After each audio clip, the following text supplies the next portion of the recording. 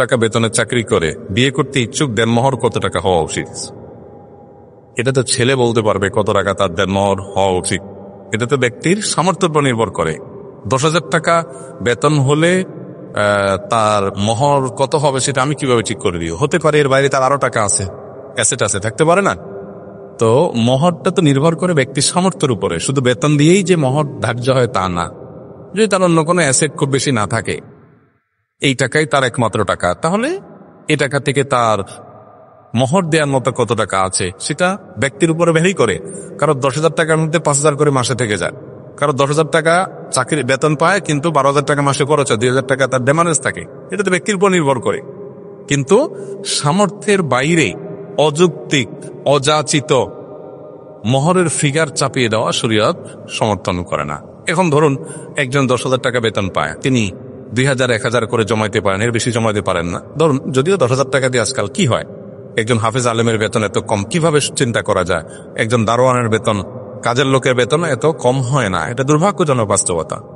কিন্তু ধরুন যে এই টাকা কারো বেতন আছে, অতএব এই বেতন এটা দিয়ে তার চলতে কোন রকম টানাটানি করে চলেন, আর 1-2,000 টাকা সেভ করেন। সেভ করতে তার কাছে 5,000 বা 10,000 টাকা জমছে। 10,000 টাকা জমছে, এখন বিয়ে করবেন তিনি। এখন তার কাছে আছে 10,000, বিয়ে করবেন।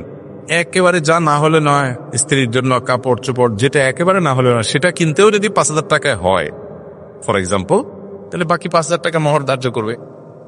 এখন তার বেতন হলো 10,000, সেভ করছে 10,000 বা 20,000 বা 30,000 বা 40,000 টাকা জমা করছে, কিন্তু মোহর ধরছে 5 লাখ। এটা অযৌক্তিক। কারণ এই 5 লাখ তার পরিশোধ করার কোনো আপাত দৃষ্টিতে কোনো উপায় নাই।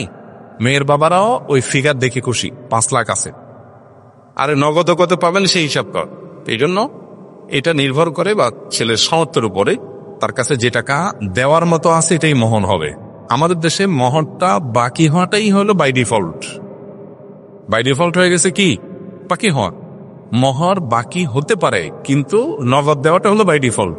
এখন আমি বেতন যাই পাই, আমি 50,000 টাকা জমাইতে পারছি, 1 লাখ টাকা জমাতে পারছি। এখন যখন বিয়ে করতে যাবেন আপনি 1 লাখ টাকা নিয়ে, তাহলে বিয়ের খরচ খরচা বাদ দিয়ে বাকি যেটা আছে সেটা মোহর হবে। বাস আপনি ওই টাকা মেয়ে খুঁজবেন। এখন মুশকিল, এই মেয়ে এখন আর পাওয়া যায় না। মেয়ের বাবা তাহাজ্জুদ পড়ে কিন্তু মোহর লাগবে 5 লাখ।